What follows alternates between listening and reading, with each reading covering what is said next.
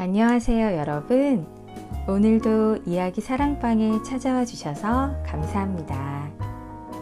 여러분의 구독과 좋아요는 제게 아주 큰 힘이 된답니다. 그럼 오늘도 재미있는 옛날 이야기를 들려드릴게요. 마누라 내기를 하면 벌어지는 일. 옛날 어느 고을에 박시성을 가진 이방이 살고 있었습니다. 그는 이 고을에서 아주 유명한 사람이었는데요. 그 이유는 바로 박이방의 아내의 미모 때문이었습니다. 박이방의 아내는 이 고을에서 손꼽히는 미색인데다가 지혜 또한 몹시 출중하여 동네 사람들은 박이방을 몹시 부러워했습니다. 박이방과 아내는 금술 또한 좋아 서로를 아끼며 행복하게 잘 지내고 있었지요. 그러던 어느 날 새사또가 이 고을에 부임하게 되었는데 소문을 듣자 하니 천하의 호색가로 알려진 사람이었습니다. 박이방 또한 새사또의 소문을 들은지라 내심 걱정은 되었지만 고을에서 별일이야 있겠냐 싶어 걱정을 내려놓고 서둘러 사또를 맞이하러 집을 나섰습니다. 그렇게 며칠이 지났고 고을에 부임한 사또 또한 박이방 아내의 미모에 대한 소문을 듣게 되었지요. 박이방 마누라의 미모가 몹시 출중하다는데 그 어디 얼굴을 한번 볼 수 있는 핑곗거리가 없으려나? 라며 머리를 굴리던 사또에게 좋은 생각이 떠올랐습니다. 옳거니 내가 이 고을에 부임한 지도 얼마 되지 않았으니 이방과 호방의 식소를 초대해 서로 인사를 나누는 자리를 마련하면 자연스레 이방의 마누라와도 얼굴을 볼 수가 있겠구만. 이렇게 사또는 서둘러 이방과 호방의 식소를 관하로 초대했지요. 그렇게 박이방의 마누라를 얼굴을 본 사또는 한눈에 반해버렸고 어찌하면 박이방 마누라를 데려올 수 있을런지 궁리하기 시작했습니다. 그날부터 사또는 꼬투리를 잡기 위해 박이방의 거동을 매일매일 감시했습니다. 그러나 아무리 감시를 해봐도 박이방의 꼬투리를 잡은 일은 일어나지 않았어요. 그래서 결국 사소한 일로 책임을 물어 박이방을 잡아들였습니다.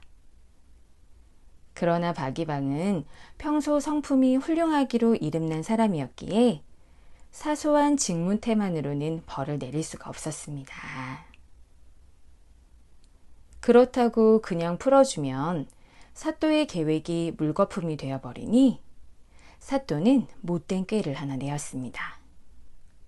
박이방, 직무태만을 한 자네를 그렇다고 그냥 풀어줄 수는 없으니 나와 내기를 하게나. 사또, 무슨 내기를 하자는 말씀이십니까?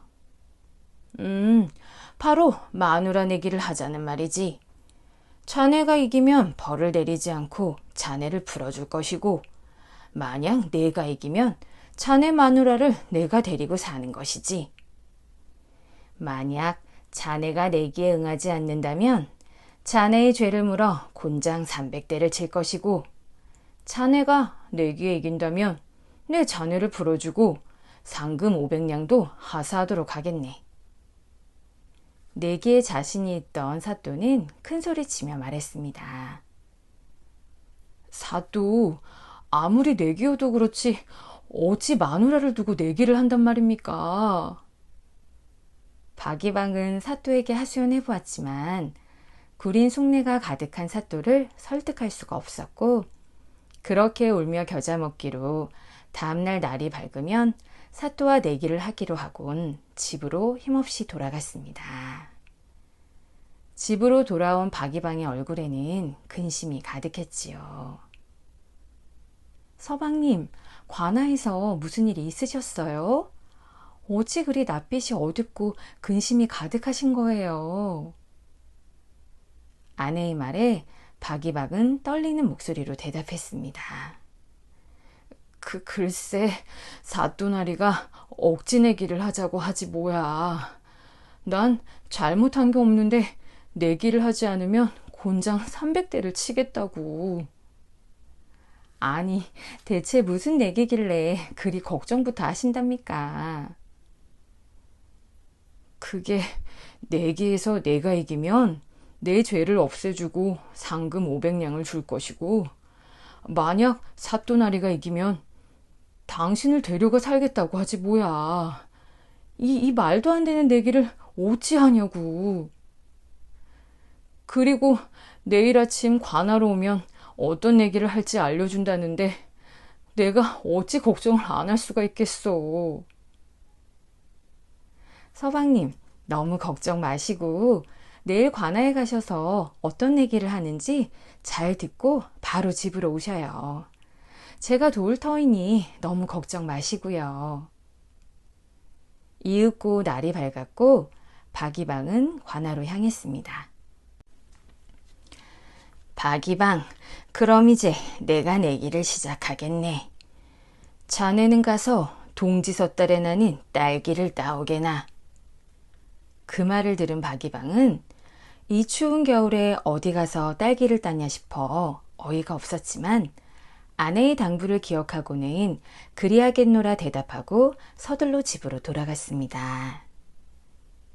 그렇게 아내에게 내기에 대한 이야기를 했고 아내는 껄껄 웃으며 남편에게 답을 알려주었지요. 다음 날이 되었고 사또를 찾아간 박이방은 당당하게 말을 꺼냈습니다. 사또, 첫 번째 내기에서는 제가 이겼습니다. 사또의 말은 처음부터 말이 안 되는 것입니다. 어찌 동지섣달 이 추운 겨울날 나는 딸기가 어디 있겠습니까? 박이방의 말을 들은 사또는 박이방의 말 또한 틀린 말이 아니었기에 패배를 인정할 수밖에 없었습니다. 첫 번째 내기에서 진 사또는 화가 나 씩씩대며 말했지요.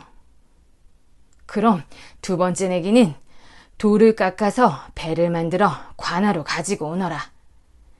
이 내기에서 진다면 마누라는 나와 함께 살 것이니 잊지 말고. 사또의 말을 들은 박이방은 너무나 기가 막혔지만 서둘러 집으로 돌아갔습니다. 여보 마누라, 두 번째 내기는 바로 돌로 배를 만들어 관아로 가지고 가야 한다오. 아무리 억지 내기라지만 어찌 돌로 배를 만들 수 있단 말이오. 이젠 다 틀렸소. 그 말을 들은 아내는 이번에도 빙그레 웃으며 말했습니다. 서방님, 이번에는 사또에게 이렇게 답을 하세요. 아마 사또도 두 번째 내기에서 진 것도 인정할 수밖에 없을 것입니다. 그렇게 며칠이 지났고 박이방은 다시 관아로 향했습니다. 그래, 돌로 만든 배를 가지고 온 게냐? 배는 대체 어디에 있는 것이냐? 라고 사또가 물었습니다. 사또, 몇 날 며칠을 돌을 깎아 배를 만들어 싸우나 배를 끌고 갈 새끼줄이 없어 관아까지 가지고 오지 못하였습니다. 돌로 만든 배를 끌고 오려면 반드시 모래로 엮은 새끼줄이 필요합니다. 사또께서 모래로 새끼줄을 만들어 주시면 제가 당장 돌로 만든 배를 끌고 오겠나이다. 이 말을 들은 사또는 너무나 기가 막혀 모래로 어찌 새끼줄을 만드냐며 박이방에게 따졌습니다. 그러자 박이방은 기다렸다는 듯이 그럼 어찌 돌로 배를 만들 수 있겠냐며 당당하게 맞받아쳤지요. 이렇게 두 번이나 내기에서 진 사또는 망신만 당하고 자신이 패했다는 것을 인정할 수밖에 없었습니다. 고약한 사또는 이번 내기로 인해 500냥도 잃고 박이방의 마누라도 뺏어오지 못해 결국 화병으로 앓아눕게 되었습니다. 지혜로운 아내 덕분에 생각지도 못한 상금 500냥을 받은 박이방은 마을의 어려운 사람들을 도와주었고 마을 사람들에게 존경받으며 어여쁜 아내와 행복하게 잘 살았다고 합니다. 깃털 하나를 주어 팔자를 고치게 된 효심 깊은 선비. 옛날 어느 마을에 늙은 어머니를 모시고 살고 있는 나이 많은 호라비 선비가 있었습니다. 비록 살림은 가난했지만 효심 가득한 아들 덕에 어머니는 행복하게 잘 지내고 있었지요. 그러나 이 늙은 어머니에게도 딱 한 가지 고민거리가 있었습니다. 장성한 아들이 과거 시험에 계속 낙방을 하다 보니 시험 준비만 하느라 홍기가 한참 지났음에도 장가를 들지 못한 것이었습니다. 그렇게 아들의 과거 시험 뒷바라지를 열심히 하던 어머니께서 결국 원인 모를 병이 들어 자리에 눕게 되었지요. 효심 가득한 아들은 어머니의 병을 낫게 하기 위해 유명한 의원이란 의원은 모두 찾아다니며 병을 치료하였지만 안타깝게도 어머니의 병은 좀처럼 나아지지 않았습니다. 그러던 어느 날 약초를 구하러 깊은 산속으로 들어가게 되었는데요. 산세가 워낙 험하다 보니 산을 다 내려가기도 전에 해가 저물었습니다. 이렇게 해가 빨리 지다니 산세가 험하긴 험하구나. 밤길이 어두워 산길을 내려가는 것은 위험할 것 같은데 어디 하룻밤 묵을 곳이 없으려나? 이렇게 혼잣말을 하며 주위를 둘러보는데 저 멀리 작은 불빛 하나가 보였습니다. 아들은 서둘러 그곳으로 발걸음을 옮겼지요. 딱 보기에도 형편이 좋지 않아 보이는 작은 오두막집 한 채가 있었습니다. 아들은 집주인에게 사정 이야기를 하고 겨우 헛간을 빌려 잠을 청하게 되었지요. 그러나 하루 종일 산속을 헤매며 약초를 캐느라 밥도 먹지 못한지라 배도 너무 고팠고 또 자신 없이 하룻밤을 보내야 하는 어머니 걱정도 되어 도저히 잠을 이룰 수가 없었습니다.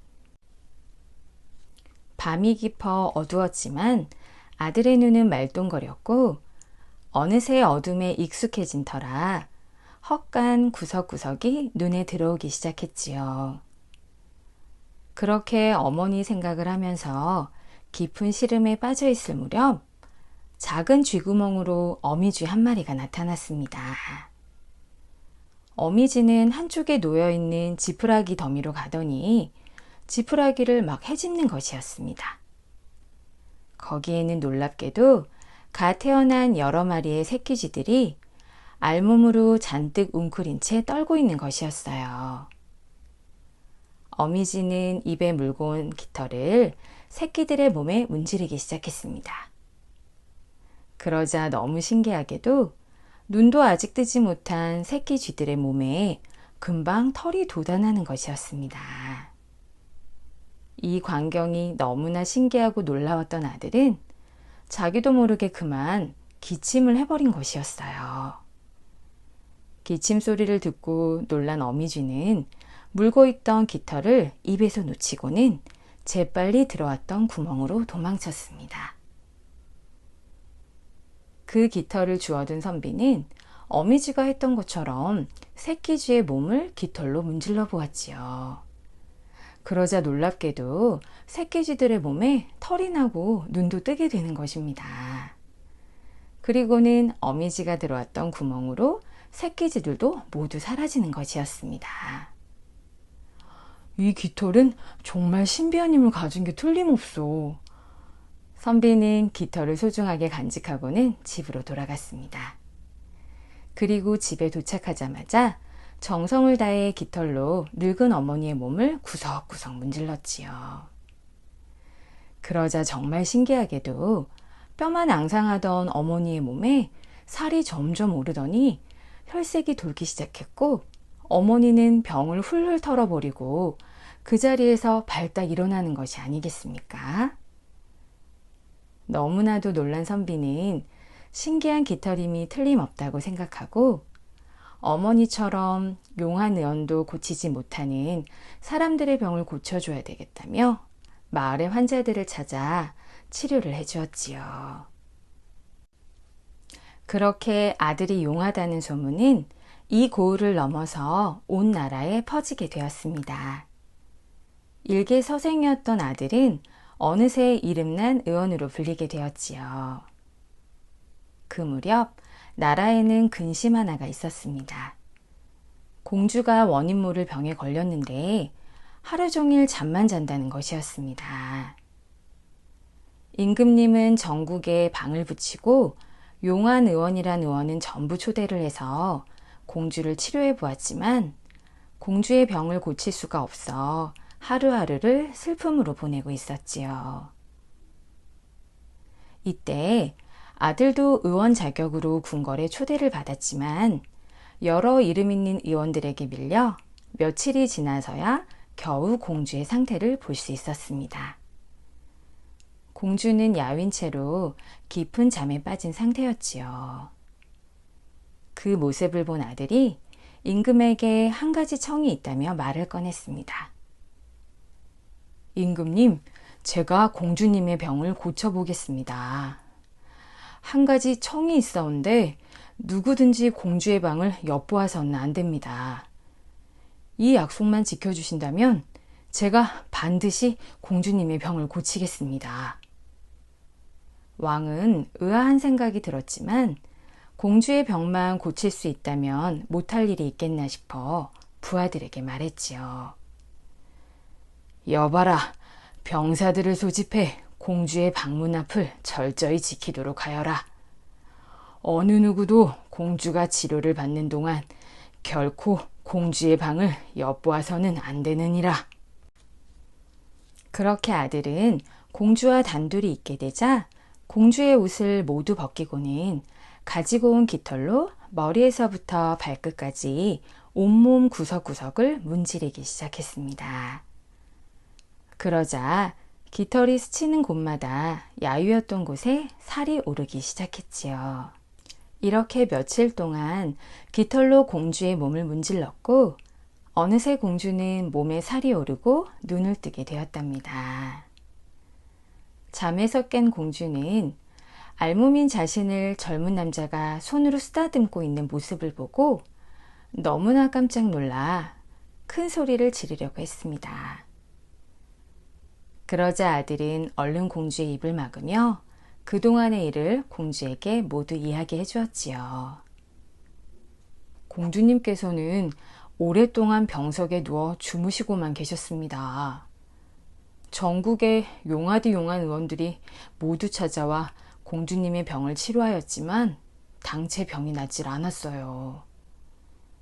다행히 소인에게 특출난 재주가 있어서 이렇게 공주님의 병을 치료하게 되었습니다. 보시다시피 이 방에는 저와 공주님 이렇게 둘만 있고 이 방을 들여다본 사람이 없으니 아무 걱정 마시고 다시 옷을 입으시고 일어나십시오. 이렇게 말을 하니 공주가 옷을 챙겨 입고 화장을 고치고 일어나 밖으로 나오게 되었습니다. 공주가 깨어났다는 기쁜 소식을 들은 임금님과 신료들은 공주를 보려고 몰려왔습니다. 야유였던 공주의 모습은 온데간데 없고 살이 붓고 얼굴에 화색이 돈 공주의 모습을 본 사람들은 크게 놀랐지요.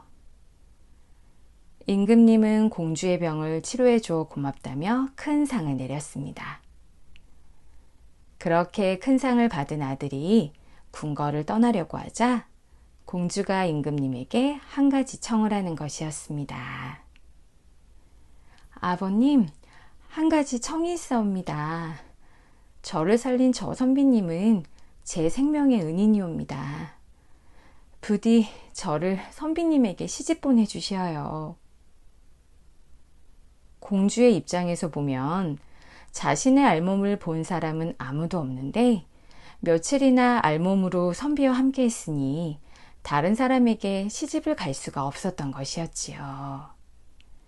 그래서 선비에게 시집 가기를 원했습니다. 이렇게 아들은 공주와 혼인을 치르게 되고 아들이 나라의 부마가 되어서 고향으로 돌아오니 어머니는 너무나 기뻐 어쩔 줄 몰라 했습니다. 아니, 네가 이 나라의 부마가 되다니 이 얼마나 경사스런 일이더냐. 이 어미는 너무나 기뻐 당장 죽어도 소원이 없겠구나. 어머니는 아들이 너무나 자랑스러웠습니다. 아들의 깊은 요성에 하늘도 감동하여 아들에게 좋은 일이 생긴 것이겠지요. 그렇게 아들은 나라에 큰 공을 세우며 어머니와 아내와 함께 행복하게 잘 살았다고 합니다.